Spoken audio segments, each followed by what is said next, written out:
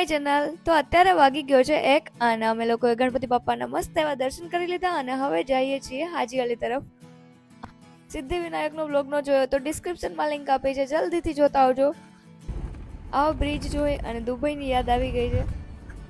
જેમ મેં આના પહેલાના બ્લોગમાં કીધું હતું એમ કે દુબઈ ન જવું હોય તો અહીંયા મુંબઈની શેર કરી લેવી. દુબઈ જેવું જ ફીલ થાય. અહીંની બિલ્ડિંગ્સ જોઈને એવું જ લાગે છે. રસ્તાના આવા મસ્ત મસ્ત વ્યૂ જોતા જોતા અમને દેખાઈ ગયો છે અહીંયા મુકા કાકાનો બંગલો. આ 7 સ્ટાર બંગલાને જોઈને અમારી ગર્લ ગેંગનું દિલ ગાર્ડન થઈ ગયું છે. આવા મસ્ત મસ્ત વ્યૂ જોતા જોતા અમે લોકો પહોંચી ગયા પાછા બ્રિજની પાસે અને બ્રિજને હાઉક્લિક કરીને મસ્ત એની દુબઈની ફ્રેમ દેખાઈ ગઈ છે. અમે લોકો પહોંચી ગયા છીએ અંડર વોટર ટનલમાં. એટલે કે આ જે ટનલ છે એ પાણીની અંદર બનાવેલી છે એવું જે ડ્રાઈવર ભાઈ હતા ને એવું કહેતા હતા.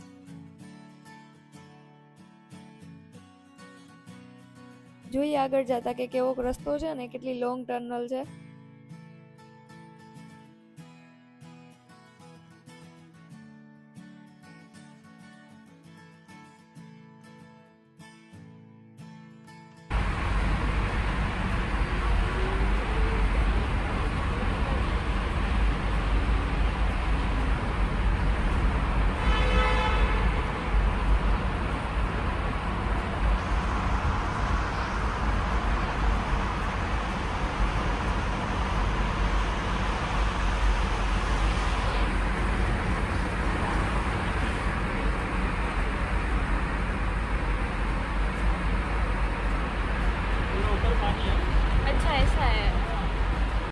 જેમ ડ્રાઈવર ભાઈએ કીધું એમ કે આની ઉપર પાણી છે એટલે કે આ પાણીમાં બનાવેલી ટનલ છે અને આ ઓલમોસ્ટ 2.5 કિલોમીટર જેટલી લાંબી ટનલ છે. આનું લાઇટિંગ બહુ મસ્ત એવું છે.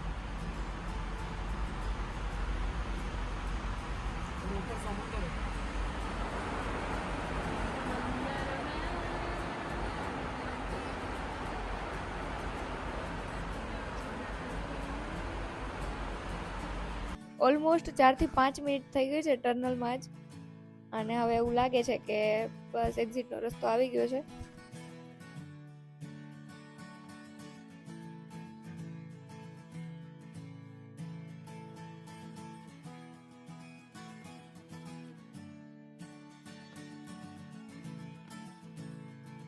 કન્ટિન્યુ 5 મિનિટનો રસ્તો કાપ્યા પછી ફાઇનલી દેખાઈ ગયો છે એક્ઝિટનો રસ્તો.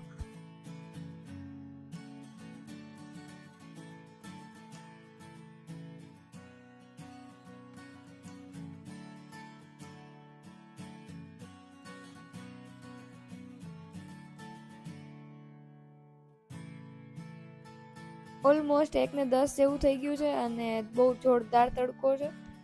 ડેસ્ટિનેશન કયું છે એ તો ખબર જ નથી. જ્યાં જ્યાં ડ્રાઈવર ભાઈ લેકે ચલે વહી અમારી મંજિલ એના જેવું થઈ ગયું છે. તડકાના લીધે નીંદર આવે છે. આ કયો 7 સ્ટાર બંગલો હશે એ જ વિચાર કરીએ છીએ. જોઈએ આગળ ક્યાં એક્ઝેક્ટલી શું છે. તો આ છે મંત્રાલય, જેમાં ફિલહાલ આપણે તો કાંઈ કામ નથી એટલે આપણે તો જઈએ છીએ આગળ ડેસ્ટિનેશને. ત્યાંથી થોડાક આગળ આવ્યા ને તો આ ગાર્ડન જેવું દેખાય છે. આ સીન જોઈને દિલ્હી જેવું લાગે છે પણ આ તો દિલ્હી નથી. કયું લોકેશન છે એ તો કઈ ખબર નથી.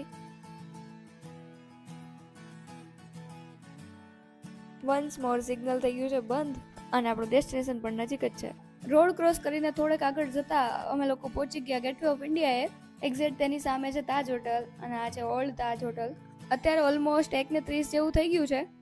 દીસુના ફેસ ઉપરથી એવું લાગે છે કે એ જોરદાર થાકી ગઈ છે. અહીંયા દીજે તોફાન કરે છે અને ભાવિશા ફોનમાં વાત કરે છે. જીણી અને દીપુ કંઈક ડિસાઈડ કરે છે. આ સામે જે દેખાય છે એ ન્યૂ તાજ છે, પાછળ છે એ ઓલ્ડ તાજ છે. અને હવે અમે લોકો જઈએ છીએ ગેટવે ઓફ ઇન્ડિયાએ. એક તો જોરદાર તડકો છે અને પ્રિસા રોવે છે, એને કંઈ મજા નથી આવતી.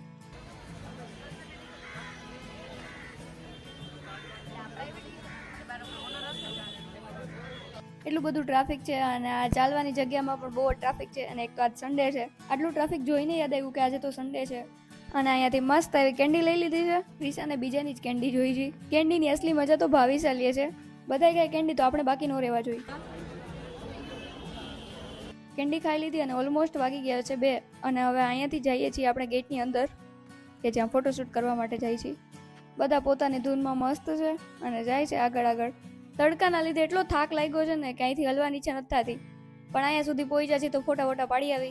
તો આપણે પહોંચી ગયા છીએ ગેટની અંદર કે જ્યાં બધા ફોટોશૂટ કરે છે.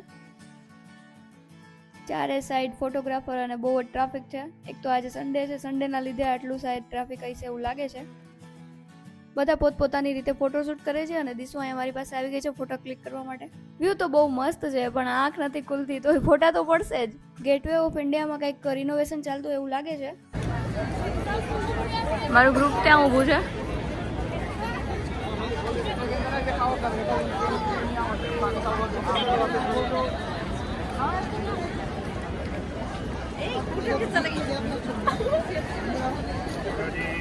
બે ને 30 જેવું થઈ ગયું છે ને આંખ નથી ખુલતી ને એવો તડકો છે, તોય વિડીયો શૂટ તો કરવાનો જ, કેમ કે આપણે આ જગ્યાએ બીજી વાર ક્યારે આવશે અને કદાચ હું આવી પણ જાઉં તો ઘણું બધું ચેન્જ થઈ ગયું હોય એવું લાગે.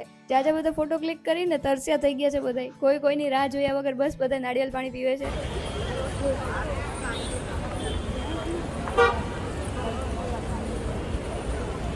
નાળિયેર પાણી પી લીધું, ત્યાં વાગી ગયા 2:50 જેવું થઈ ગયું છે અને હવે અમે લોકો જઈએ છીએ પાર્કિંગ પાસે.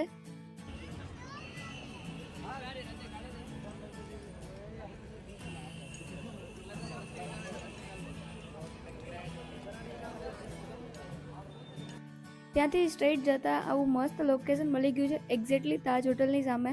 તો અહીંયા છે બોટિંગ, કે જેને બોટિંગ કરવું હોય ને તે અહીંથી જાય છે અને આ બધી બોટ દેખાય છે. મુંબઈનો દરિયો બહુ મોટો છે. દિશુને પગ દુખવા માંડ્યા છે એટલે શૂઝ હાથમાં લઈ લીધા છે. ફાઇનલી આવી ગઈ છે આપણી કાર અને હવે અમે લોકો મરીન ડ્રાઈવનો વ્યૂ જોતા જોતા જઈએ છીએ બીજા લોકેશને. જોઈએ હવે ક્યાં જાય છે.